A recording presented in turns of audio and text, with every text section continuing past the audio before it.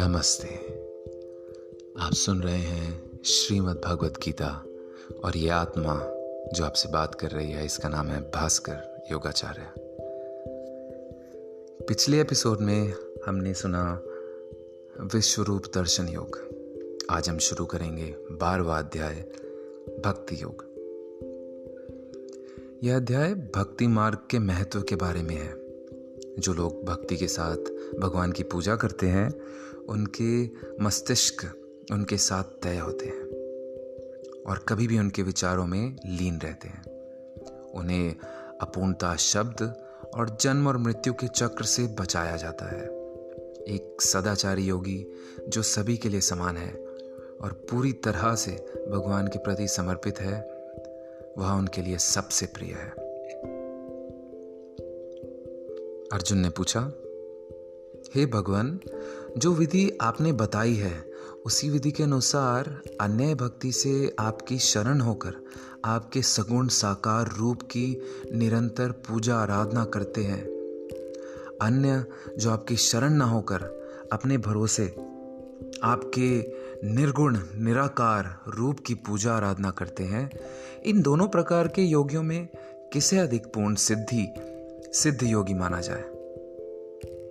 श्री भगवान ने कहा, हे अर्जुन, जो मनुष्य मुझ में अपने मन को स्थिर करके निरंतर मेरे सगुण साकार रूप की पूजा में लगे रहते हैं और अत्यंत श्रद्धापूर्वक मेरे दिव्य स्वरूप की आराधना करते हैं, वह मेरे द्वारा योगियों में अधिक पूर्ण सिद्ध योगी माने जाते हैं। लेकिन जो मनुष्य मन बुद्धि के चिंतन से परे परमात्मा के अविनाशी, सर्वव्यापी, अकल्पनीय, निराकार, अचल स्थित स्वरूप की उपासना करते हैं, वह मनुष्य भी सभी इंद्रियों को वश में करके सभी परिस्थितियों के समान भाव से और सभी प्राणियों के हित में लगे रहकर मुझे ही प्राप्त होते हैं।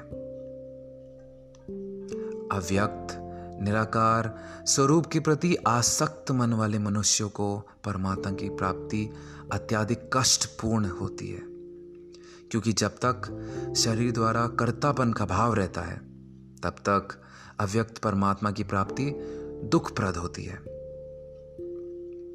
परंतु हे अर्जुन, जो मनुष्य सभी कर्मों को मुझे अर्पित करके मेरी शरण होकर अन्य भाव से भक्ति योग में स्थित होकर निरंतर मेरा चिंतन करते हुए मेरी आराधना करते हैं, मुझ में स्थिर मन वाले उन मनुष्यों को मैं जन्म मृत्यु रूपी संसार सागर से अति शीघ्र ही उद्धार करने वाला होता हूं।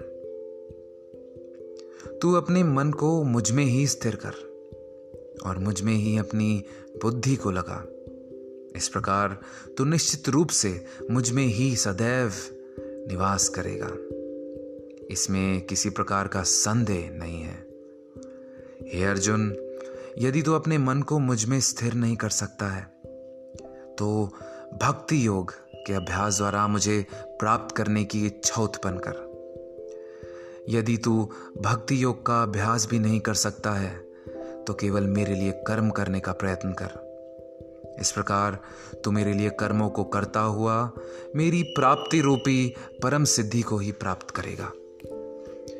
यदि तू मेरे लिए कर्म भी नहीं कर सकता है तो मुझ पर आश्रित होकर सभी कर्मों के फलों को त्याग करके समर्पण के साथ आत्मस्थित महापुरुष की शरण ग्रहण कर उनकी प्रेरणा से कर्म स्वतः ही होने लगेंगे। बिना समझे मन को स्थिर करने के अभ्यास से ज्ञान का अनुशीलन करना श्रेष्ठ है। ज्ञान से ध्यान श्रेष्ठ समझा जाता है और ध्यान से सभी कर्मों के फलों का त्याग श्रेष्ठ है, क्योंकि ऐसे त्याग से शीघ्र ही परम शांति की प्राप्ति होती है। जो मनुष्य किसी से द्वेष नहीं करता है, सभी प्राणियों के प्रति मित्र भाव रखता है, सभी जीवों के प्रति दया भाव रखने वाला, ममता से युक्त, मिथ्या अहंकार से मुक्त, सुख और दुख को समान समझने वाला और सभी के अपराधों को क्षमा करने वाला है। जो मनुष्य निरंतर भक्ति भाव में स्थिर रहकर सदैव प्रसन्न रहता है, दृढ़ निश्चय के साथ मन सहित इंद्रियों को वश में किए रहता है और मन एवं बुद्धि को मुझे अर्पित कर किए हुए रहता है, ऐसे भक्त मुझे प्रिय होता है। जो मनुष्य ना तो किसी के मन को विचलित करता है और ना ही अन्य किसी के द्वारा विचलित होता है, जो हर्ष संताप और भय चिंताओं से मुक्त है, ऐसा भक्त ही मुझे सबसे प्रिय होता है।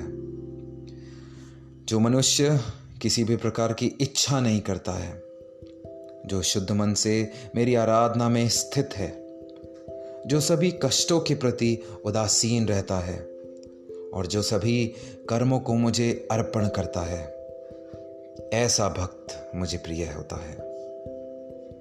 जो मनुष्य ना तो कभी हर्षित होता है, ना ही कभी शोक करता है, ना ही कभी पछताता है और ना ही कामना करता है, जो शुभ और अशुभ दोनों कर्म फलों को मुझे अर्पित करता है, ऐसी भक्ति में स्थित भक्त मुझे प्रिय होता है।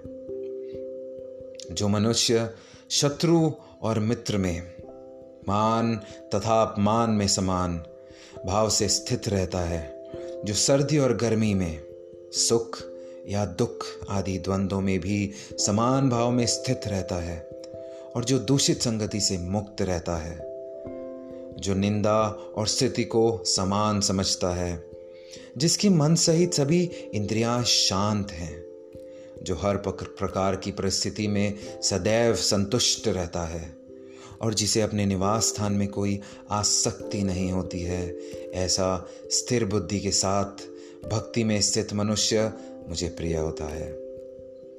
परंतु जो मनुष्य इस धर्म रूपी अमृत का ठीक उसी प्रकार से पालन करते हैं जैसा मेरे द्वारा कहा गया है और जो पूर्ण श्रद्धा के साथ मेरी शरण ग्रहण किए रहते हैं, ऐसे भक्ति में स्थित भक्त मुझको अत्यधिक प्रिय होते हैं।